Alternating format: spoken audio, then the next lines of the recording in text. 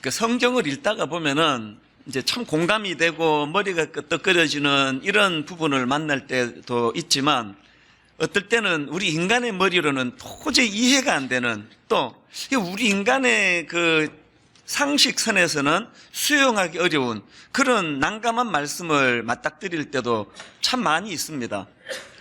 그 대표적인 말씀 중에 하나가 오늘 본문입니다. 오늘 본문은 인간의 상식으로는 수용하기가 어려운 말씀으로 가득 차 있는 말씀들입니다. 하나님께서 그 호세아 선지자에게 무슨 요구를 하시느냐 하니까요. 자, 1장 2절을 한번 보십시오. 여호와께서 처음 호세아에게 말씀하실 때 여호와께서 호세아에게 이르시되 너는 가서 음란한 여자를 맞이하여 음란한 자식들을 낳으라. 이 여기 나오는 음란한 여자라는 표현은요, 매춘부 혹은 창녀로까지 해석될 수 있는 이 심각한 단어예요. 아니, 어떻게 하나님께서 주의 종 선지자에게, 주의 종 선지자가 뭐가 그냥 헷가닥 해가지고 음란한 여자랑 결혼하겠다 해도 그 말려야 되는 거 아닙니까? 그런데 그 매춘부 같은 여자랑 결혼을 하라는 거예요. 만약에 그 어느 교회 담임 목사 사모님이 과거가 들통이 났는데 그분이 매춘부 출신이었다, 그런 소문이 난다고 한다면 그 목사님이 목회를 할 수 있겠습니까? 실제로 저는 사모님 때문에 교회에서 쫓겨났다는 목사님들 사례를 여러 번 내가 들은 적이 있고요. 심지어는 제가 아는 어떤 후배는 사모님 때문에 목회를 그만둔 목사님도 있습니다. 우리 시대의 정서에 비추어 봐도 이게 용납하기가 어려운 상황인데, 더군다나 호세아 선지자 당시의 상황은 이 정도가 아닙니다. 아시잖아요, 구약을. 그 율법에 음행을 저지르다가 들키면은 돌로 쳐 죽이라는 그런 그 사회적인 분위기와 그런 시대를 배경으로 하고 있는데, 아니 어떻게 선지자 보고 그런 매춘부 같은 여자랑 결혼을 해라, 이것도 도저히 이해가 안 되고요. 그 또 이해가 안 되는 게 뭐냐, 호세아가 그 이상한 요구의 말씀에 순종을 해가지고 고멜이라는 음란한 여자랑 결혼을 했습니다. 그리고 이제 자식을 셋을 낳습니다. 아들 둘, 딸 하나 이렇게 낳았는데, 또 그 애들 이름을 또 이상하게 지으려는 거예요.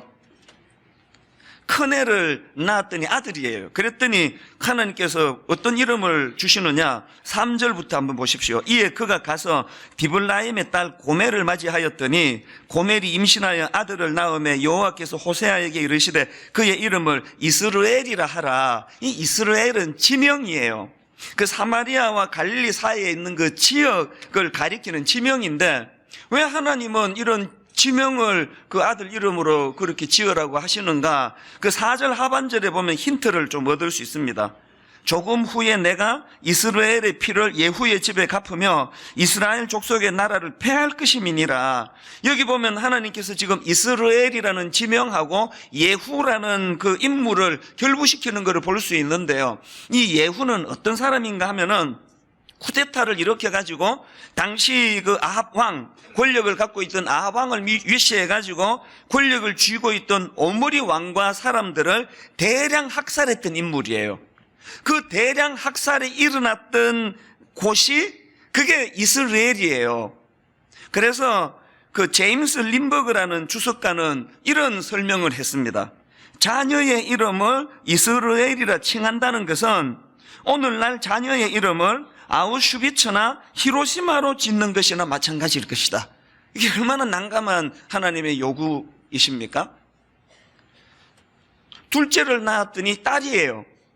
그랬더니 또 이런 요구를 하십니다. 6절, 고멜이 또 임신하여 딸을 낳음에 여호와께서 호세아에게 이르시되 그의 이름을 루하마라 하라. 히브리어로 그 루하마라는 이름은 참 좋은 이름이에요. 이 루하마라는 이름은 긍휼, 자비, 이런 좋은 뜻을 가지고 있는데, 거기다가 부정을 나타내는 접두사 로를 넣어가지고 루하마로 지으려는 거예요.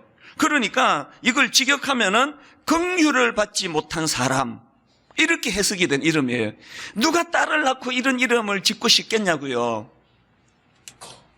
막내는 또 아들인데요. 하나님께서 그 막내 아들 이름을 로암미라고 지으라는 겁니다. 이 암미는 히브리어로 백성 이런 뜻을 갖고 있는데요. 역시 여기다가 부정을 나타내는 접두사 로를 넣어가지고 로암미라는 것은 백성이 아님 이런 뜻을 갖게 되거든요. 그 애 셋 다 이름이 너무 그 해괴망측하게 하나님께서 지으라고 그렇게 요구하시는 건데요. 이제 이 세 자녀 이름의 의미에 대해서는 특세 첫날이 내일 새벽에 이제 다루게 될 것이고요. 제가 그 옷이라고 지금 미끼를 던지는 게 아니고 하루 만에 다 다루기에는 분량이 너무 많습니다. 그래서 오늘은 왜 하나님이 이런 이상한 요구를 하시는가 이제 여기에다가 초점을 두고 이제 말씀을 좀 살펴보려고 하는데요. 사실 저는 지난 여름 동안에 호세아서를 묵상하면서 이 하나님의 이상한 요구에 대한 긍정적인 답을 찾는 데 시간을 많이 보냈습니다. 그래서 제가 긴 시간을 여기에 시간을 할애했는데요. 그러다가 합동신학교에서 가르치시는 그 김진수 교수님이라는 분 강의를 듣다가 보니까 여러 학설들 중에 구약학자 가렛 교수님의 그 주장을 이제 소개를 하는데요. 이 가렛 교수의 주장을 한마디로 요약하라면 이거예요. 이런저런 토달지 말고 자꾸 인위적으로 그냥 막 설명하려고 그러지 말고 성경에 있는 그대로 받아들여라. 있는 그대로 읽어라. 이게 가렛 교수의 주장이에요. 호세아는 실제로 음란한 여자 고멜과 결혼하라는 이상한 명령에 바보같이 순종한 인물이다. 이게 가렛 교수가 주장하는 거예요. 그러면서 부연하기를 하나님께서 호세아에게 주신 이 이해할 수 없는 명령은 시도 때도 없이 아무나한테나 주시는 일반적인 명령이 아니고요. 선지자와 같은 특별한 종들에게만 요구하시는 특별한 명령이라는 거예요. 사례들을 쭉 이제 설명을 한 걸 시간이 없을 때가 다 소개를 못하지만 그러니까 여러분 이런 성경 읽으면서 너무 부담 안 가지셔도 됩니다. 여러분한테는 이런 명령 안 하세요. 할 만한 사람한테 시키는 거지. 저한테도 이런 명령을 안 하셨잖아요. 얼마나 좋은 아내를 제가 얻었습니까? 그분이 지금 여기 계시기 때문에 제가 이렇게밖에는 설명을 드릴 수가 없지만 제가 이 가렛 교수의 그 주장을 강의를 들으면서 무릎이 탁 쳐져지는 거예요. 이거다. 그러면서 제가 사실은 반성을 좀 했습니다. 벌써 저 자신조차도요, 제 머리로 납득이 안 되면, 요 작은 머리로 이해가 안 되면, 동의가 안 되면 움직이지 않는 태도가 있는 거예요. 그러면서 불쑥 떠오른 인물이 마리아. 여러분, 예수님의 육신의 어머니 마리아에게 하나님이 요구하신 건 호세아에게 요구한 거와는 비교가 안 되잖아요. 처녀 보고 네 몸을 통해서 예수 그리스도를 나오게 하겠다. 그 당시로요, 처녀가 임신했다가 들통이 나면 그 사형이에요. 이 어이없는 명령을 마리아에게 하시는데 마리아는 그것을 눈물로 수용하지 않습니까? 누가복음 1장 38절 마리아가 이르되 주의 여종이오니 말씀대로 내게 이루어지이다. 성경에 보면은 마리아가 아무 고뇌가 없었던 게 아니에요. 얼마나 고뇌가 많았습니까? 마리아는요, 오늘 여기 그냥 앉아있는 평범한, 여기 우리 자매님들과 똑같은 평범한 여인이에요. 그런 관점으로 호세아서를 다시 보니까 호세아는 이 이상한 하나님의 명령에 토달지 않고 적극적으로 순종하는 거예요. 3절을 보십시오. 이에 그가 가서 디블라임의 딸 고멜을 맞이하였더니, 여러분 여기에 이에라는 이 표현이 뭘 강조하는 거예요? 망설임 없이. 그래서 제가 참 묘하더라고요. 여름 내내 제가 이 잔머리 굴리면서 왜 이런 이상한 요구를 했나 분명히 납득할 만한 이유가 있을 거라고 이거 조사하고 다니는데요. 당사자인 호세아는 그런 갈등 없이 그대로 수용하는 모습을 보이는 겁니다. 많은 생각을 하게 하는 대목 아닙니까? 제가 깨달은 게 뭘까요? 성령님은 하나님의 이런 깊은 어떤 내가 이해가 안 되지만 무언 의도를 가지고 명령하실 때 거기에 잔머리 굴리지 않고 순종하면 성령님께서는 그런 자에게 주시는 특별한 은혜가 있나 보다. 이게 신앙생활 아닐까요? 그래서 저는 오늘 본문 말씀을 가지고 이제 이 본문의 호세아에게서 우리가 얻어야 될 많은 교훈들이 있는데요. 몇 가지로 정리를 해보았습니다. 여러분, 호세아서를 읽으면서 우리가 얻어야 될 메시지가 뭘까요? 첫째로요, 내 생각의 한계를 뛰어넘으라는 거예요. 같은 선지자인데 하나님의 말씀에 불순종의 자리로 빠졌던 대표적인 인물이 요나 아닙니까? 요나서 1장 2절, 너는 일어나 저 큰 성읍 니느웨로 가서 그것을 향하여 외치라. 그 악독이 내 앞에 상달되었음이니라 하시니라. 사실 요나에게 부여한 이 명령도 쉬운 건 아니에요. 그 포악한 것들에게 가서 말씀을 전한다는 건 쉬운 건 아니지만, 그러나 호세아에게 주신 명령하고 비교하면 이건 명령도 아니에요. 근데 요나는 불순종합니다. 3절, 그러나 요나가 여호와의 얼굴을 피하려고 일어나 다시스로 도망하려 하여 욥바로 내려갔더니, 관건이 뭐냐? 요나는 왜 불순종했냐는 거예요. 제가 이 문제를 가지고 쭉 읽어보니까요, 요나서에서 토를 그렇게 많이 달아요. 요나가 뭐 말씀만 하면은 그 토를 달아요. 그 요나가 왜 불순종의 자리에 빠졌나? 자기 생각이 많았어요. 자기 생각이 많으니까 자기 생각과 하나님의 생각이 일치할 때는 순종이 쉬운데, 자기 생각과 하나님의 생각이 불일치할 때는 순종이 어려운 거예요. 저는 저 자신에게 먼저 물었고요, 이걸 여러분에게 토스하고 싶은데, 여러분은 하나님의 사람으로 요나 같은 유형의 종입니까? 호세아 같은 유형의 종입니까? 미국의 그 라스베가스에 가면은 막 고급 호텔들이 막 즐비하지 않습니까? 우리 생각에요, 그 라스베가스의 별 5개짜리 5성급 호텔이면, 야, 그 하룻밤 자는데 뭐 수십만 원은 들 거야. 뭐 100만 원이 넘을지도 모르지. 그런 생각을 하시지만요, 제가 깜짝 놀랐는 게 뭐냐, 라스베가스의 호텔은요, 전 세계에서 제일 싼 호텔들이에요. 별 5개짜리 그 어마어마한 호텔이요, 어떨 때 우리 돈으로 1, 2만 원이면 투숙이 가능해요. 심지어는요, 99센트, 뭐 거의 공짜에 가깝게 호텔을 쓰는 경우도 있다는 거예요. 그 왜 그러냐 하니까, 라스베가스의 호텔들은 투숙객들 그 투숙료 받아서 운영이 되는 호텔이 아니에요. 그렇게 싸게 해가지고 막 전 세계적으로 사람들을 불러 모아가지고는 이제 그 도박으로 돈을 버는 게 그들의 전략이거든요. 그래서 가보신 분은 아시지만, 라스베가스의 호텔에 딱 들어가면은요, 1층 로비에 그 슬롯 머신이라 그럽니까? 그 도박 기계가 막 1층에 꽉 차 있습니다. 이것과 관련해가지고 제가 재밌는 글을 읽었는데요, 라스베가스의 그 도박장에 가보면은 없는 게 3가지가 없대요. 없는 게 3가지 중에 첫째 뭐가 없나? 창문이 없대요. 둘째, 시계가 없대요. 셋째, 거울이 없대요. 그 글 쓴 분이 주장하기를, 그 도박장에서 이런 것들을 없앤 이유가 뭐냐, 도박하는 사람들로 하여금 자기 세계에 몰입하도록 하기 위해 가지고, 창문을 없앰으로 창문을 통해서 세상을 보지 못하게 하는 거예요. 막 도박에 몰입하다가 아니 시간이 이렇게 된다 그러고 가버릴까 봐. 시계를 없앤 것도 마찬가지예요.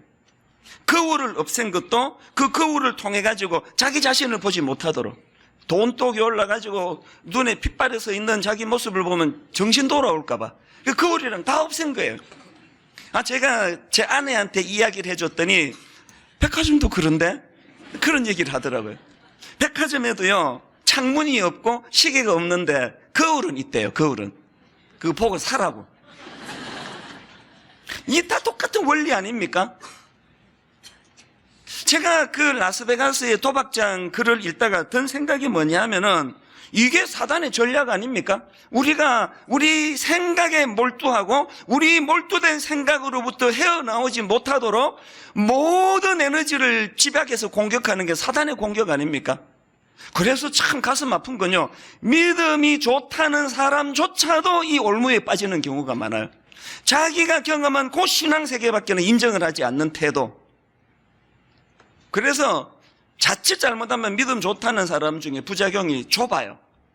아주 편협하고. 그래서 제가 여러 번 그런 말씀드렸지만, 세상에서 제일 무서운 사람이 어떤 사람인지 아시죠? 책 딱 한 권만 읽은 사람. 모든 세상의 이치를 자기가 읽은 책 한 권으로 다 해석을 하니까, 이런 사람은요, 한 책 10,000권 읽은 사람이 감당을 못해요. 막 고집불통에다가 지금 이 모든 내용들이 다 뭘 의미합니까? 내 생각의 한계에 그렇게 좁아진 세계, 시계도 없고 거울도 없고 창문도 없는 오직 지금 일확천금을 노리면서 그 도박 기계나 들여다보고 있는 사람처럼 혹시 우리가 지금 그런 삶을 살고 있는 건 아닌지 돌아보셔야 된다는 거예요.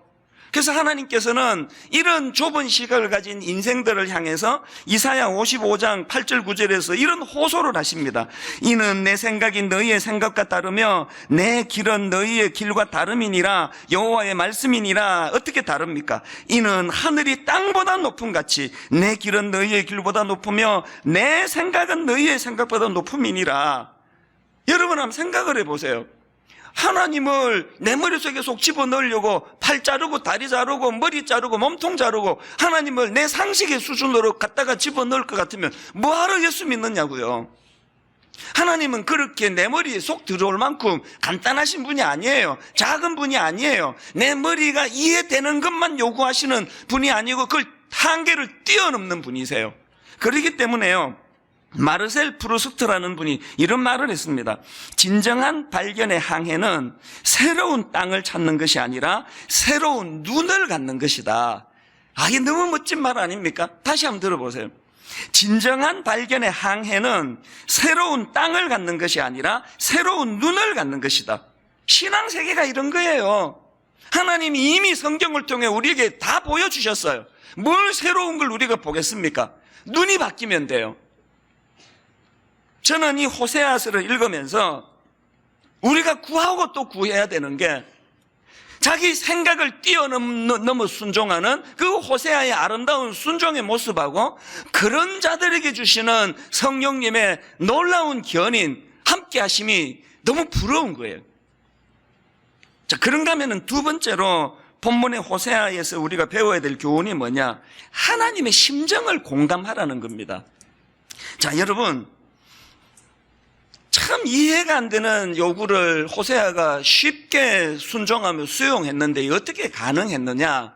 제가 이런 질문을 가지고 호세아서를 읽으니까요, 답이 나오더라고요. 자, 3장 1절에서 지금 하나님이 그 이상한 그 요구를 그냥 무격다짐으로 시키면 시킨 대로 해, 이게 아니고요, 설득을 하시는데요. 어떻게 설득하는 걸 한번 가만히 보십시오. 3장 1절을 보세요. 여호와께서 내게 이르시되 이스라엘 자손이 다른 신을 섬기고 건 포도 과자를 즐길지라도 여호와가 그들을 사랑하나니 너는 또 가서 타인의 사랑을 받아 음녀가 된 그 여자를 사랑하라 하시기로. 지금 하나님이 하시고 싶은 말씀은 그 뒤에 있잖아요. 그 사랑받을 자격이 없는 그 고멜 같은 여자를 네가 사랑해라, 이 말씀을 하고 싶은데 이걸 설득하시는 과정에서 하나님 주시는 말씀이 뭐예요? 내가 다른 신을 섬기고 금포도 과자를 즐기는 그 타락한 이스라엘 백성들을 그럼에도 사랑하는 것 같이. 하나님이 지금 설득하는 방향이 뭐겠습니까? 그 타락한 그 시대 사람을 향한 아버지 하나님의 심정을 지금 호소하고 계시는 거예요. 사람이요, 이게 얼마나 어려운 일이냐, 얼마나 힘든 일이냐보다 중요한 건 심정이 동하는 거예요. 내가 심정이 동하면 목숨도 내놓을 수 있는 게 그게 인간 아닙니까? 이사야 58장 10절에 이런 표현이 있더라고요. 줄인 자에게 내 심정이 동하며 괴로워하는 자의 심정을 만족하게 하면. 우리 교회가 뭐 복지재단, 이웃사랑, 또 뭐 긴급구호뱅크 이런 헌금이 많잖아요. 제가 가만히 보니까요, 부자라서 헌금을 많이 하시는 게 아니더라고요. 주로 이런 헌금을 누가 하시는가 하니까 자기도 어려운데, 자기도 힘든데 한 번씩요, 예배 마치고 저한테 막 몇 천만 원씩 들고 와가지고 이거를 가난한 분들을 위해서 써달라고 이렇게 헌금을 맡기시는 분 보면은 어떨 때는 진심으로 돌려드리고 싶어요. 아니, 권사님, 지금 권사님도 너무 어려운 걸 내가 아는데 하나님이 그 마음을 보시니까 이미 다 받으신 거니까 마음만 드리고 이 돈은 갖고 가셔서 통장에 넣어놓고 이제 노후를 생각하셔야 되지 않냐고, 그렇게 말린 적도 많이 있습니다. 왜 자기도 지금 그렇게 어려운데 그 몇 천만 원 가난한 사람을 위하여 헌금하라고 갖고 올까요? 대답은 간단해요. 그 연약한 이웃에 대한 심정이 동하면 그렇게 되는 거예요. 신앙은요, 하나님의 심정이 동하는 게 신앙이에요.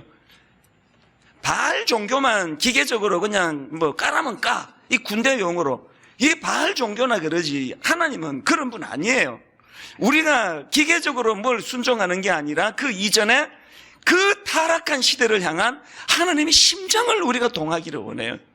그러고 보면은 진짜 하나님의 종은 다른 종이 아니고 그 시대를 향한 하나님의 심정을 이해하는 종, 이게 진짜 종인 것 같아요.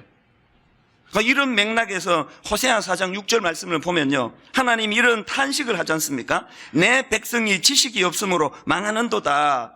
여기 나오는 지식은 히브리어로 야다, 안다, 이런 뜻이라고 여러 번 말씀드렸는데, 사실은요, 이 야다라는 단어의 근본적인 의미가 뭐냐 하면은, 원래 이 단어는요, 부부가 부부 관계를 포함한 서로에 대한 깊은 터치와 친밀감을 통해서 알게 된 지식, 이게 야다예요. 그래서 야다는요, 동침하다, 이런 뜻을 가진 단어예요. 지금 하나님이 내 백성이 지식이 없으므로 망한다는 이 말씀을 성경 공부해야 된다, 이렇게 받으시면 안 됩니다. 성경 공부도 해야 되지만 하나님의 심정이 동하지 않는다는 걸 탄식하는 말씀 아닙니까? 내 백성이 지식이 없어 망하게 생겼다. 내가 이 타락한 이 시대를 향하여 어떤 탄식의 마음을 갖고 있는지 목사들도 모르고 성도들도 모르고 기계적으로 와서 예배를 드리는지는 모르지만 이 어두운 시대를 향한 내 눈물, 내 탄식, 내 한숨을 내 백성들이 모른다. 하나님이 그 탄식을 하시는 거거든요. 그러고 보면요, 하나님은 당신의 심정을 공감하는 자를 사랑하세요. 하나님의 심정을 공감하는 사람이 또 하나님의 은혜를 받으세요. 탕자의 비유에 그 큰아들의 치명적인 결함이가 아닙니까? 자기는 뭘 자랑해요? 난 내 동생하고 다르다. 내가 뭐 가출을 했나? 아버지 돈을 내가 뭐 낭비를 했나? 뼈 빠지게 아버지 시키는 대로 내가 일하고 나는 그런 효자라고 말하지만, 여러분, 탕자의 비유에 큰아들이 둘째 아들 못지않는 탕자인 건 뭐예요? 기계적으로 아버지가 원하는, 아버지가 시키는 일은 했지만 큰아들은 아버지의 심정을 몰라도 너무 모르는 거예요.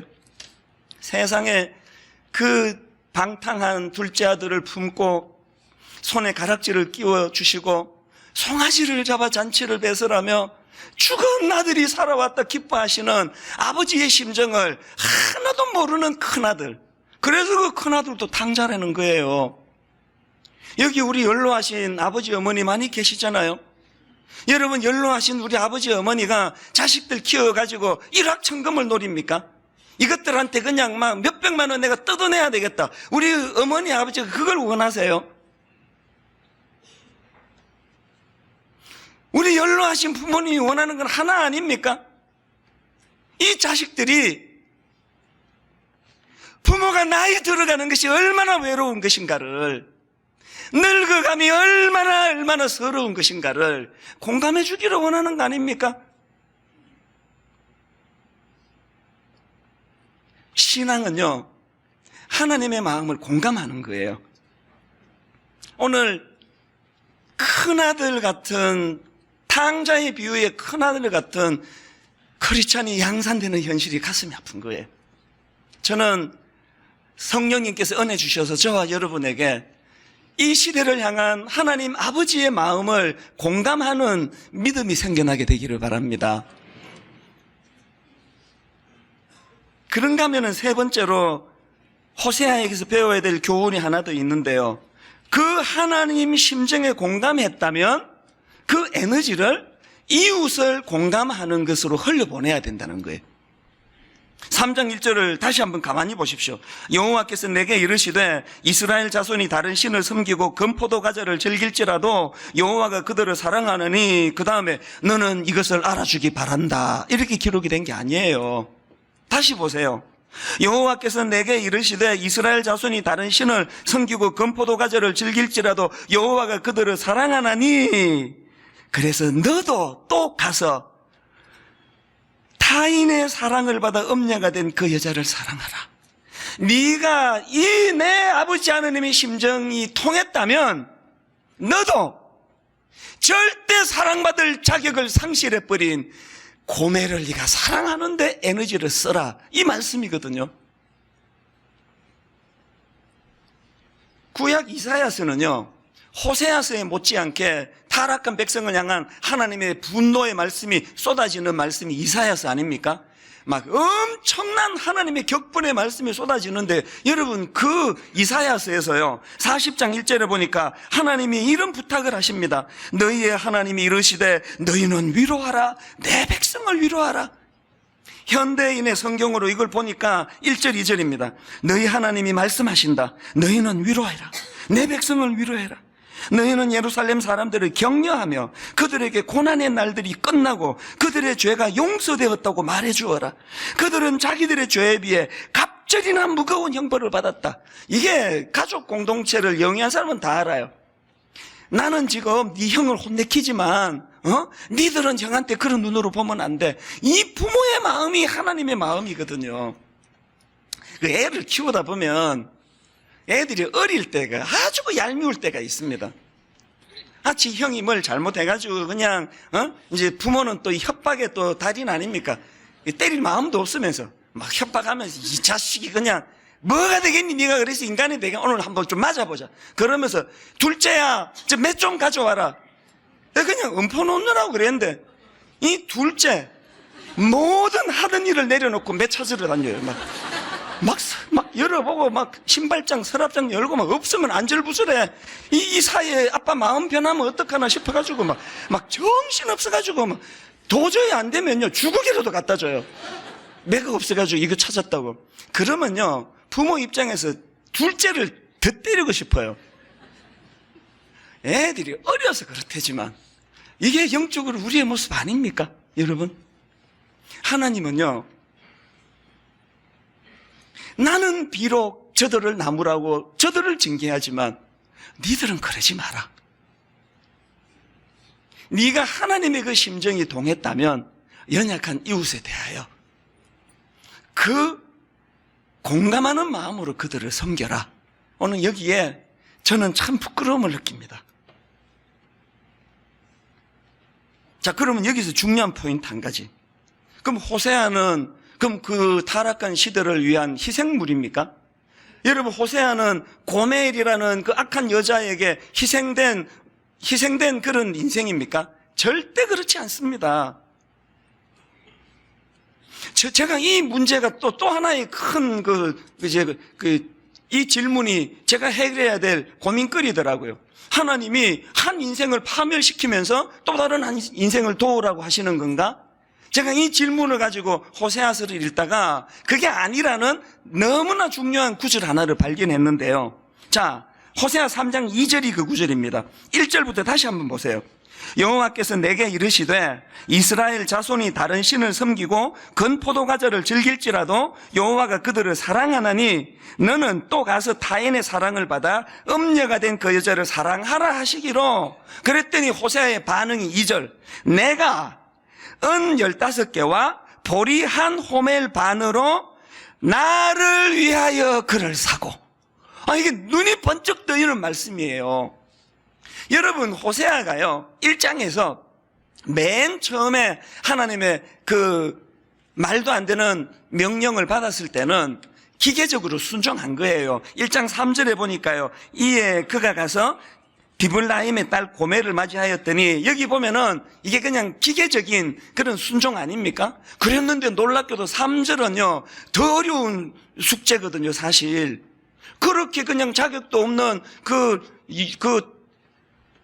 율랑녀 같은 여자를 자기가 품고 아내로 맞아줬더니 3장에서 이 여자가 바람이 나서 가출을 한 거예요. 딴 외간 남자와 놀아나는 거예요. 이건 1장의 명령보다 훨씬 어려운 명령인데 하나님 명령 앞에 호세아가 순종하는데 누구를 위하여?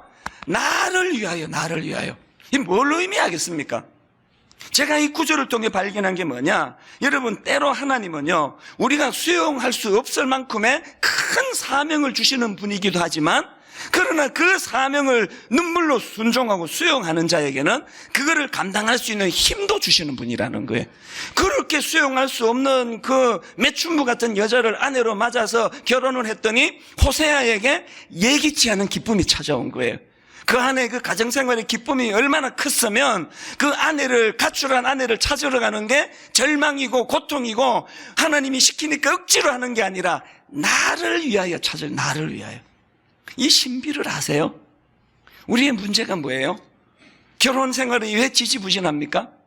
내 남편이 나한테 요만큼의 사랑을 줬으니 나도 요만큼의 사랑을 갚는 게 우리의 모습 아닙니까? 내가 왜 손해를 봐야 돼? 응? 지가 나한테 뭐 해준 게 있는데 내가 그 여자한테 뭐 받은 게 뭐가 있어? 그만큼만 내가 사랑하는 이게 오늘 우리 가정의 근본적인 문제 아닙니까? 고멜처럼 전혀 사랑받을 수 없는 자격을 잃은 배우자라 할지라도 하나님의 심정으로 부어주는 사랑을 하게 되면 그 혜택을 상대방도 받지만 호세아 본인도 행복해지는 거예요. 이 본문에서 발견한 게 바로 그거예요. 마리아도 마찬가지 아닙니까? 여러분, 마리아가 막 유관순 여사 같은 전사처럼 보이세요? 너무너무 평범한 동네 시골 처녀예요. 그 평범한 마리아가 믿음으로 하나님의 말씀에 순종을 했더니 마리아가 오늘날 불행해졌습니까? 2000년이 지난 지금까지 수많은 여인들에게 흠모를 받는 그런 인물이 된 거 아닙니까? 이런 맥락에서 저는 빌립보서 2장 17절을 읽다가 큰 거를 제가 깨달았는데요. 여러분, 그 바보 같은 순종과 관련해서 둘째가 그러면 서러운 인물이 빌립보를 쓴 바울 아닙니까? 지금 바울이 바보 같은 순종을 하다가 감옥에 갇혀 있는데 감옥에서 그가 쓴 이 글을 읽어보세요. 빌립보서 2장 17절 18절. 만일 너희 믿음의 재물과 섬김 위에 내가 나를 전제로 드릴지라도 나는 기뻐하고 너희 무리와 함께 기뻐하리니 이와 같이 너희도 기뻐하고 나와 함께 기뻐하라. 요나같이 자기 행복을 위하여 불순종의 자리로 간 사람은 풍랑 나서 자기도 죽을 고생하고 주변 사람 다 고생시키고, 호세아와 같이 머리로 이해되는 이상을 뛰어넘는 하나님의 말씀을 순종하며 순종했더니 자기도 행복할 뿐만 아니라 주변 사람도 행복하게 하는 이 모순 같은 법칙 한 번이라도 경험해 보셨어요? 여러분, 이거 단 한 번이라도 경험해 보셨습니까? 이걸 맛보고 경험하는 게 신앙생활인 줄로 믿습니다. 결론을 맺으면서요, 제가 오늘 제목을 이상한 요구, 바보 같은 순종 이렇게 잡아봤는데요. 여러분, 이 제목 그대로 이상한 요구, 바보 같은 순종을 가장 잘 구현된 상징물이 십자가 아닙니까? 십자가. 성부 하나님께서 말도 안 되는 요구를 하셨고 맹목적으로 그것을 순종하신 분이 예수 그리스도 아니십니까? 오죽했으면 고린도전서 1장 18절에서 십자가의 도가 멸망하는 자들에게는 미련한 것이요 이렇게 기록했겠냐고요. 그런데 여러분, 제가 오늘 새벽입니다. 십자가를 이렇게 묵상하며 말씀을 마무리하는데 윤동주 시인이 쓴 십자가라는 시를 읽는데 그 마음이 뭉클해지는 걸 경험했습니다. 한번 들어보십시오. 쫓아오던 햇빛인데 지금 교회당 꼭대기 십자가에 걸리었습니다. 첨탑이 저렇게도 높은데 어떻게 올라갈 수 있을까요? 종소리도 들려오지 않는데 휘파람이나 불며 서성거리다가 괴로웠던 사나이 행복한 예수 그리스도에게처럼 십자가가 허락된다면 모가지를 들이우고 꽃처럼 피어나는 피를 어두워가는 하늘 밑에 조용히 흘리겠습니다. 여러분, 우리가 추구해야 되는 삶은 바보 같은 순종의 삶을 사신 예수 그리스도가 걸어가신 그 길 아닙니까? 윤동주 시인의 이 표현이 맞습니다. 괴롭습니다. 고멜 같은 여자, 하나도 정이 안 가는 여자 사랑하는 거, 이 괴로운 일이에요. 여러분, 그거 쉬운 일 아니에요. 이 시 그대로예요. 그러나 여러분, 말씀에 순종해서 몸부림치는 자에게 주시는 하나님의 은혜가 뭐예요? 그것만 있는 게 아니라는 거예요. 괴로웠던 사나이 행복한 예수 그리스도처럼 오늘 저나 여러분이 이 십자가의 원리를 좀 맛보면서 신앙생활하는 그런 저와 여러분 되기를 바랍니다.